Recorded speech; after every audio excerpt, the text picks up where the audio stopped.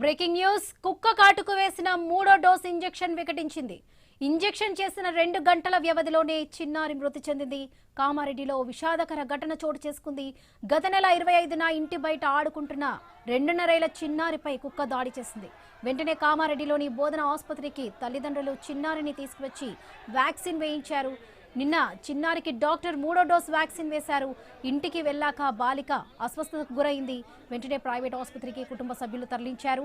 Pulse పడిపోయిందని చెప్పడంతో తిరిగి బోధన ఆసుపత్రికి తీసుకువచ్చారు. అప్పటికే చిన్నారి మరణించిందని వైద్యులు ప్రకటించారు. ఆసుపత్రి వద్ద బంధువుల ఆందోళనకు దిగారు.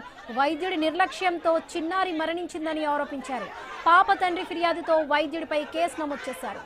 రైట్, ఇదే విషయానికి సంబంధించి పూర్తి అప్డేట్స్ మా ప్రతినిధి శ్రీకాంత్ అందిస్తారు. శ్రీకాంత్.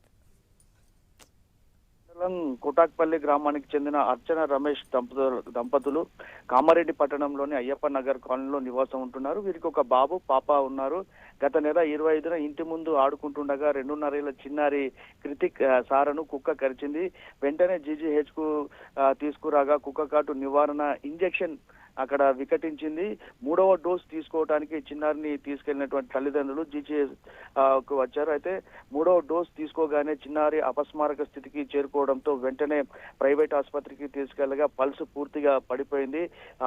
చలనం లేదని చెప్పడంతో తిరిగి జీజీహెచ్ కు తీసుకువచ్చారు. చిన్నారి మృతి చెందడంతో ఒక్కసారిగా కుటుంబ సభ్యులంతా ఆగ్రహం వ్యక్తం చేశారు.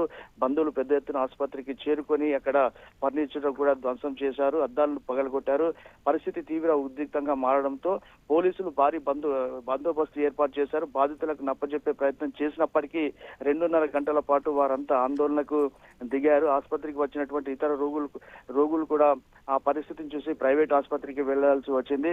ప్రస్తుతం అయితే అక్కడ పోలీసులు పరిస్థితులను అయితే చక్కబెట్టారు. Right Srikanth, thank you.